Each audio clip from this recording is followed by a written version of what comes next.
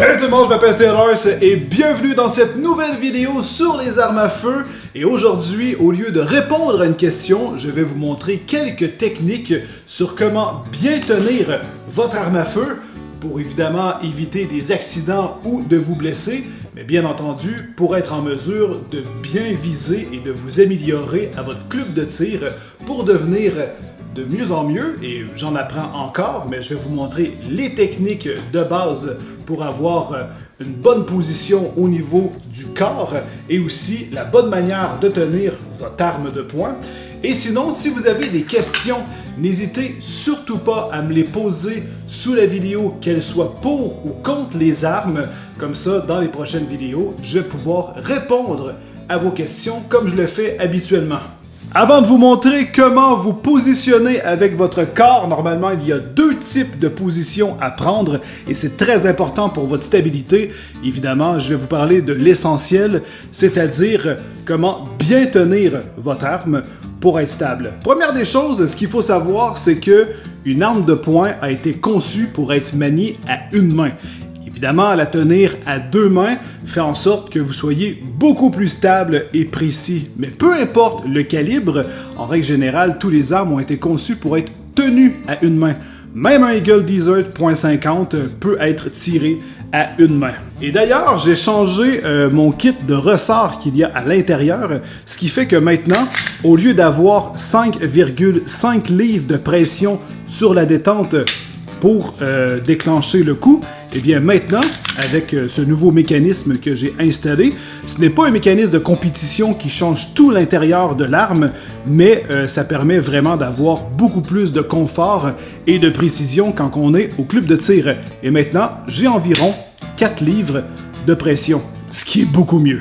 Donc, première des choses, quand vous tenez votre arme, que vous soyez, moi je suis gaucher, d'accord, mais que vous soyez droitier ou gaucher, c'est toujours la même méthode. Vous avez toujours un creux sur une arme de poing et vous devez toujours venir porter le creux de votre main bien confortablement et le plus haut possible pour avoir le plus de stabilité possible lors du recul. Parce que quand vous tirez, l'arme fait ça comme ça. Alors évidemment, si votre main est trop basse et qu'il y a un jeu d'air entre les deux, je dis un jeu d'air, mais ça change pas grand-chose, quand le coup va se faire, votre arme va être portée à beaucoup reculer et vous allez avoir beaucoup plus de difficultés à le retenir. Évidemment, le but, c'est de rester stable même pendant que vous tirez. Sinon, c'est vraiment stupide de les tirer n'importe où. Alors, on vient vraiment se mettre la main dans le creux, comme ça, et par la suite, vous avez déjà une bonne stabilité, vous maintenez une bonne pression, mais pas trop. En fait, c'est l'équivalent de tenir un citron coupé, assez fort pour qu'il soit bien stable dans votre main, mais pas assez pour le faire couler ou le presser. Alors, vous devez vraiment maintenir une bonne pression, mais pas trop. Et vous devez éviter de trop serrer, c'est le premier défaut qu'on fait, on a peur, ça donne un gros coup et tout, et le problème c'est que plus qu'on serre et plus qu'on perd de la stabilité et on tremble. Par exemple, si je le tiens et que je pèse trop fort, regardez ce qui se passe, je tremble. Tandis que si je n'appuie pas trop fort, l'arme ne va pas vous péter dans le front. Hein? Je veux dire, il n'y a pas de danger, sauf avec des gros calibres. Mais même encore, il y a des manières de le tenir pour le laisser travailler.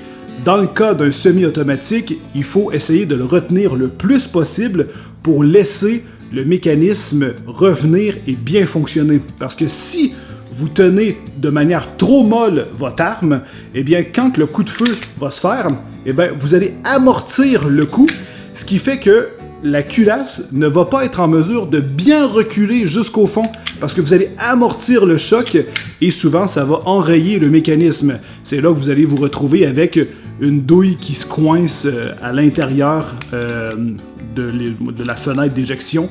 Et là, à ce moment-là, vous êtes pris pour essayer de retirer la balle et c'est de la merde. Et quand vous êtes dans une compétition, évidemment, c'est pas le genre de truc que vous voulez. Donc, une fois que vous avez bien pris votre arme, bien entendu, vous pouvez soit tirer à une main. La deuxième main, c'est très simple. Une fois que votre première main, votre main forte, comme j'ai dit, moi c'est gaucher, mais imaginez que c'est votre main droite si vous êtes droitier, eh bien, l'autre main, avec la paume, vous allez remplir le trou qui est ici, comme ça, le pouce de votre main de soutien doit aller en dessous du pouce qui tient l'arme, comme ça, et l'index de votre main de soutien doit aller s'asseoir sous le pontet, ici. Donc, on vient vraiment s'appuyer, on remplit le trou avec la paume de la main et on vient bien agripper l'autre main. On doit vraiment venir lui faire un gros câlin comme ça. Et par la suite, les pouces doivent être positionnés comme ça. Évitez de toucher à la culasse, évitez de mettre votre pouce ou, par exemple, votre main ou peu importe des doigts ou quoi que ce soit derrière, parce qu'évidemment, quand ça recule, si vous avez une main à cet endroit, vous risquez de vous blesser sévèrement. Donc, une fois que c'est fait, vous placez votre main, vous venez compléter et vous pouvez vous mettre en position. Il y a d'autres personnes qui vont aussi se mettre un doigt ici, avec la main de soutien. C'est pour ça qu'il y a de la grippe aussi, là. Je vais juste attendre que ça focus. Regardez, là, il y a de la grippe ici, et ce n'est pas pour rien. Donc, on peut se mettre un doigt ici pour bien tenir l'arme. Et à ce moment-là, c'est le majeur qu'on va venir mettre en dessous ici. Et on remplit toujours le trou. Et on peut venir se placer comme ça. Et notre main, uniquement quand on est prêt à tirer, peut descendre sur la détente. Et ici, on vient prendre une grippe. Et à ce moment-là, on est prêt à tirer. Voilà. D'autres personnes vont aussi mettre 2 doigts, tout dépendant le modèle de l'arme ou de votre confort. C'est à essayer. Une fois que vous êtes sur le champ de tir, vous pouvez essayer différentes méthodes pour voir avec laquelle vous êtes le plus confortable, parce que le but, c'est que vous soyez justement le plus à l'aise pour être capable de tirer de manière plus précise. Ah oui, j'allais oublier avant de vous parler de la position de tir. Votre main de soutien, c'est elle qui doit tenir votre main ici. Celle-ci, évidemment, elle doit tenir l'arme, mais moins fort que la main de soutien, qui, elle, va venir apporter la stabilité nécessaire. Parce que si vous tenez l'arme trop fort avec la main avec laquelle vous tirez, vos muscles vont être tendus, et à ce moment-là, ce qui risque d'arriver, c'est que si vous tenez trop fort et que vous appuyez sur la détente, vous risquez de faire ça avec l'arme. Tandis que si vous tenez cette main détendue, eh bien à ce moment-là, celle-ci va venir vous offrir tout le soutien nécessaire et comme ça, vous allez pouvoir appuyer sur la détente sans faire bouger l'arme. Et évidemment, c'est ce qu'on veut quand on tire. En fait, vous êtes un étau, d'accord? Vous ne bougez pas. Vous êtes un enclume. C'est ça le but. C'est pour ça que vous devez prendre des bonnes respirations et éviter d'étendre le corps et les muscles pour que lorsque vous appuyez sur la détente, que l'arme ne bouge pas d'un poil de cul. Bon, maintenant, les positions à prendre quand vous êtes au club de tir, il y a 2 types. Vous avez la position détendue et la position combat. Moi, personnellement, je préfère la position combat. Alors, première des choses, on va commencer avec celle détendue.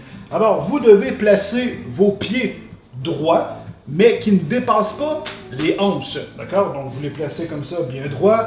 Vous vous positionnez, vous avez votre cible qui est juste devant vous. Et à ce moment-là, vous allez vous asseoir sur vos hanches. Vous allez juste vraiment venir le haut du corps un peu plus mou et vous allez plier légèrement les genoux pour pouvoir vous asseoir un peu sur vous-même. Et à ce moment-là, vous allez pouvoir dégainer, ou à ce moment-là, si vous n'avez pas d'étui, vous pouvez prendre votre arme, vous la placez près de votre torse, toujours en pointant vers le bas et devant vous. Hein, vous n'envoyez pas votre arme n'importe où. Alors, quand vous êtes prêt, vous vous placez. Et à ce moment-là, quand vous êtes prêt à tirer, vous allez allonger vos bras de manière à pouvoir viser. Voilà. Vous devez verrouiller votre bras principal, mais pas trop. Donc, vous ne devez pas être comme ça. Vous ne devez pas être comme ça, parce que sinon, si vous êtes trop tendu, vous allez shaker, hein, vous allez trembler et tout. Donc, on se met vraiment entre les deux. On verrouille le bras, mais on ne l'étire pas. Ça fait la même chose que tout à l'heure. Donc, si je serre trop mon arme, je vais trembler. Même principe, on évite d'étirer les muscles à son maximum. Donc, je me place en position. Et à ce moment-là, je peux venir bien serrer mon arme comme ça ici, pas trop. La même chose que le citron que je vous parlais de tout à l'heure. Et à ce moment-là, vous pouvez vous mettre en position de tir. Et quand vous êtes prêt, le but, c'est que vos épaules soient plus en avant de vos hanches. Je vois beaucoup de personnes tirer comme ça. Donc ça, faut vraiment pas faire. Vous seriez surpris le nombre de gens qui vont prendre cette position. Droit, ça peut aussi fonctionner, mais vous risquez de manquer de stabilité. Vous essayez d'avancer vos épaules un peu devant vos hanches. Comme ça. Donc vous allez plier un peu votre dos et de cette manière, vous gagnez en stabilité. Sinon, la position de combat, à ce moment-là, c'est un pied devant l'autre. Donc généralement, moi je suis gaucher, c'est le pied droit que je mets à l'avant. Si vous êtes droitier, c'est le pied gauche que vous allez mettre à l'avant. Donc vous vous placez un peu en angle et à ce moment-là, vous allez prendre la même position, mais ce bras ici va être déjà naturellement un peu plus tendu, donc votre bras principal, et celui-ci, vous allez avoir un peu plus de maniabilité pour pouvoir venir retenir votre arme et vous pouvez être en position. Et à ce moment-là, tout dépendant à quel point vous voulez prendre une position agressive selon la stabilité et votre confort, eh bien, vous évitez évidemment d'être comme ça. Sinon, si vous êtes trop penché, c'est pas mieux non plus. Hein? Je veux dire, à un moment donné, faut pas exagérer. Hein? Voilà.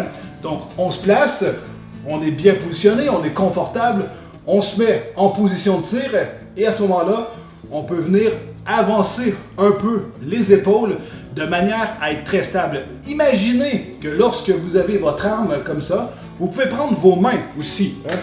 Vous pouvez faire ça comme ça à la maison et vous demandez à quelqu'un de pousser sur vos mains.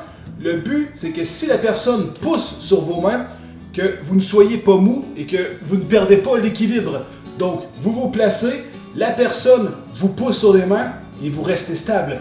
Vous pouvez garder la ligne de mire. C'est exactement ça ce qui est important. Si je me place comme ça, oubliez ça, quelqu'un qui me pousse, là, je vais perdre l'équilibre. Et l'arme, c'est ce qu'elle fait. Elle vous pousse lorsque vous tirez. Donc, quand vous êtes en position de tir, on se positionne, on essaie d'aller, on avance les épaules un peu. Et de cette manière, si quelqu'un nous pousse, on reste bien stable. Et à ce moment-là, quand on est prêt, on peut faire feu. Et de cette manière, on est stable. Évidemment, il faut respirer aussi le plus possible. C'est quelque chose qu'on oublie, même moi encore. Donc, quand on est prêt, donc on a notre cible devant nous, on est là, on prend une bonne respiration. Et on est prêt à faire feu. Et le but, évidemment, c'est de faire bouger le moins possible l'arme. L'autre chose aussi à faire, lorsque vous appuyez sur la détente avec une arme semi-automatique, un revolver, vous allez mettre votre doigt ici dans le trou. De toute façon, naturellement, votre doigt va prendre cette position à cause de la manière que vous allez tenir le revolver. Ça, je vais vous le montrer dans une prochaine vidéo. Mais sinon, vous ne mettez pas votre doigt au bout, ni dans la ligne ici, mais au centre. Donc, quand vous appuyez, vous placez votre doigt comme ça. Pas au bout, pas dans le creux comme ça, mais parfaitement entre les deux. Et quand vous faites un tir, évitez de faire ça comme ça, parce que vous allez trop bouger. Donc, à chaque coup, vous prenez le temps d'appuyer lentement. Laissez-vous surprendre par le coup de feu. Vous devez toujours vous laisser surprendre, sinon vous allez appréhender le coup et vous allez faire ça comme ça. Et vous allez toujours tirer vers le bas de votre cible. Sinon, 2 astuces aussi pour bien viser pour les gens qui débutent, je vous montre présentement, c'est la manière de faire. Quand vous visez, vous devez aligner le derrière avec le devant de manière à pouvoir remplir le trou, comme vous le voyez, et vous devez toujours faire en sorte que la cible que vous visez soit floue. C'est drôle à dire dit comme ça, mais je vous montre. Regardez quand que votre viseur est flou. Vous pouvez pas dire exactement que vous êtes dans le trou ou que votre arme est bien alignée. Alors, vous allez toujours tirer ou presque croche. Donc, préférez le viseur bien visible et la cible un peu plus floue. Et allez-y avec votre instinct. C'est comme ça que vous allez pouvoir tirer, vous l'alignez, vous mettez le centre de la cible juste un peu au-dessus de votre viseur, comme vous le voyez présentement. et à ce moment-là, vous pouvez faire feu. Et avec la pratique, parce que ce n'est pas aussi évident qu'on le croit, eh bien avec la pratique, vous allez pouvoir tirer de plus en plus et grouper et corriger vos fautes lors de votre tir, que ce soit la position, la respiration, le fait que vous pressez trop l'arme, quand vous appuyez sur la détente, vous l'envoyez trop à gauche ou à droite parce que vous le poussez. Ça prend des milliers de balles pour corriger ces erreurs afin de plus en plus grouper ces tirs dans un cercle. Voilà, donc quand vous êtes à 7 mètres, 10 mètres, 15 mètres, c'est toujours à pratiquer. Vous devez apprendre à utiliser votre arme. Ça ne donne rien de toujours changer. Vous pouvez de toute façon devenir de mieux en mieux. Vous comprenez de plus en plus les principes et vous devenez de plus en plus stable aussi. Alors ça, c'est normal. Sinon, le tir à l'étui, très important. Là, moi, j'en ai un. Quand vous faites de la compétition, ça vous prend un cours pour faire du tir à l'étui à votre club. Ou en règle générale, ça dépend là où vous êtes, en tout cas du moins au Canada. Eh bien, je vais juste vous le montrer rapidement. Il y a des manières d'utiliser un étui. Alors, je vais juste vous faire un petit zoom là-dessus. Alors, il y a plusieurs types d'étuis, d'accord? Moi, c'est un étui rapide, malgré que ce n'est pas celle qui est utilisée généralement dans des compétitions. Donc, tout dépendant des compétitions auxquelles vous êtes intéressé, vous allez devoir vous informer sur le type d'étui qui doit être utilisé pour le type de compétition que vous voulez faire. Alors, moi, c'est un étui standard qui n'est pas vraiment possible d'utiliser durant les compétitions. Ça a été prohibé parce qu'il y a eu quelques accidents, mais c'est des gens qui sont généralement trop rapides ou un t-shirt qui s'est coincé dans la détente de l'arme ou tout dépendant de quelle manière que l'arme est faite. Mais ce n'est pas possible de se tirer un coup de feu accidentel dans la jambe avec un étui comme ça, avec un Glock. D'accord? Les Glocks sont extrêmement sécuritaires pour un type d'étui comme ça. Alors quand vous prenez votre arme à l'étui, évidemment, vous vous positionnez, donc vous avez déjà naturellement votre position. Votre doigt, vous allez pouvoir le mettre sur le déclencheur. Il y a certains boutons, il y a aussi des petites ganses qui vont se positionner par-dessus pour éviter que vous puissiez sortir votre arme. Et à ce moment-là, lui, il va se déclencher avec le pouce derrière ici. Donc, vous allez faire clic, vous allez pouvoir avancer. Donc, le petit anneau de sécurité, il va aller vers l'avant. Et à ce moment-là, avec votre doigt, vous allez avoir un autre bouton à appuyer pour dégainer l'arme. Alors, je le répète encore, vous devez choisir votre étui selon le type de compétition que vous voulez faire. Alors, vous prenez votre arme, vous appuyez sur le bouton et à ce moment-là, l'arme va sortir. Et vous voyez, votre doigt est naturellement positionné en dehors de la détente, ce qui fait que c'est sécurisé. Et quand vous placez votre arme à l'étui, évidemment, vous placez votre doigt naturellement comme ça, jamais comme ça, sinon vous êtes vraiment con. Vous placez votre doigt comme ça, et quand vous l'entrez dans l'étui, vous levez votre doigt. D'accord? On évite les accidents. Donc, comme ça. Il n'y a pas de danger. De cette manière, vous ne pourrez pas faire feu accidentellement. Sinon, pour terminer cette vidéo, évidemment, de la manière qu'on sort une arme de l'étui, il y a différentes techniques, mais celle que je vais vous apprendre aujourd'hui, c'est celle qu'on nous apprend à la police. Je dis ça comme si j'avais fait le cours de la police, mais c'est juste que c'est celui qui est, selon moi, le plus efficace et le plus sécuritaire dans le maniement. Donc, par la suite, je vais vous ajouter aussi un petit côté tactique, quand généralement vous êtes en position de combat. Probablement quelque chose que vous n'utiliserez jamais, parce que le civil ne peut pas se déplacer avec une arme, voilà, à l'extérieur. Mais quand même, donc quand vous dégainez, vous vous placez, à ce moment-là, vous positionnez votre main, vos mains toujours à l'avant, hein, jamais comme ça, à moins que vous sentez qu'il arrive quelque chose à l'avant, mais ça me surprendrait qu'au club de tir, vous vous sentez agressé. Hein? Donc, sinon, il y a vraiment un putain de problème. Alors, vous placez vos mains à l'avant. Quand vous entendez le signal que vous pouvez faire feu, à ce moment-là, vous placez votre main, elle est déjà dans la bonne position. On dégaine, mais quand vous dégainez, votre doigt, évidemment, vous le laissez à l'extérieur du pontet, on ne se met pas le doigt sur la détente, et vous approchez l'arme de votre poitrine et vous approchez votre deuxième main, votre main de soutien qui va venir compléter la stabilité, comme je vous l'ai montré en début de vidéo, et à ce moment-là, vous restez au niveau de la poitrine, vous regardez la cible que vous visez, donc vraiment l'endroit, c'est naturel chez l'humain. Votre corps va être porté comme quand vous pointez du doigt. Vous regardez quelque chose, ok, je regarde ça, je le pointe du doigt. C'est beaucoup plus naturel que si je regarde ailleurs et que je veux pointer. Donc, on ne regarde pas l'arme, on regarde la cible. Donc, je fixe le centre, je sais ce que je veux.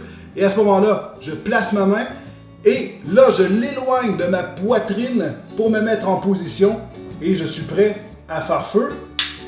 Voilà. Et par la suite, on ramène à la poitrine comme ça et on peut, en relevant notre doigt, remettre notre arme à l'étui. Donc, c'est vraiment la manière, selon moi, la plus efficace et celle qui, normalement, va vous être montrée durant les cours. Donc, sinon, si on y va un peu plus tactique combat, comme généralement c'est montré à la police ou à certains endroits, vous allez dégainer comme ça. Par la suite, vous vous placez en position de tir, vous faites feu et une fois que la cible elle est neutralisée, par la suite, vous ramenez l'arme à la poitrine, comme ça, et vous regardez le périmètre pour vous assurer que, même pour vous, avant de ranger votre arme, parce que si vous êtes comme ça, c'est abruti, d'accord? Donc, votre cible, vous êtes en sécurité, votre cible, elle est neutralisée, vous ramenez à la poitrine, vous regardez, le périmètre est parfait, et vous approuvez que votre sécurité personnelle aussi, elle est parfaite. Et à ce moment-là, vous pouvez replacer l'arme à la ceinture. Donc, on se met en position, on tire, on ramène, on regarde. Et voilà, le tour est joué. Alors, c'est la fin de cette vidéo. Ça a été un peu plus long que je croyais de vous apprendre toutes ces petites techniques. J'espère que ça vous a plu.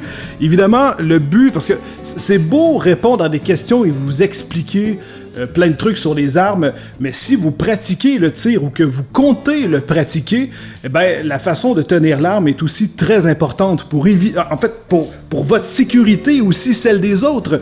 Donc, votre doigt, jamais sur la détente, sauf quand vous êtes prêt à tirer, selon la manière que je me suis positionné. Je vous l'ai montré à l'étui, mais sinon, vous pouvez laisser votre arme près de votre torse, toujours pointé vers l'avant et le doigt sorti sur le côté. Donc, juste quand vous êtes prêt, vous êtes en position et à ce moment-là, vous pouvez descendre votre doigt sur la détente et faire feu jusqu'à ce que vous ayez terminé. Donc, et la position et tout, que ce soit même au niveau corporel, la manière de se placer, c'est pour éviter évidemment de vous blesser, c'est pour éviter de perdre l'équilibre ou de tirer justement n'importe où parce que vous n'êtes pas stable avec votre arme et que ce soit justement dangereux. Alors, ça a l'air con, mais je veux dire, tout ça, c'est des choses qui sont très importantes pour justement éviter des gaffes qui pourraient être fatales. Alors cette fois-ci, c'est la fin pour vrai. Si vous avez aimé, n'hésitez pas à partager. Si j'ai fait des erreurs ou quoi que ce soit, n'hésitez surtout pas à me le dire dans les commentaires. Ça me permet de me corriger et d'en apprendre toujours davantage. Et ça, ça me fait plaisir parce qu'on est toujours en apprentissage. Le moment que tu n'apprends plus, c'est quand t'es mort. C'est pieds sous terre. Ou brûlé. Ça dépend si tu veux pas être enterré dans un cercueil. Enfin bref. Donc, nous, on se revoit dans une prochaine vidéo. Tenez-vous bien, abonnez-vous pour ne pas manquer mes prochaines vidéos. Et voilà, je vous aime, soyez prudents. Bye bye!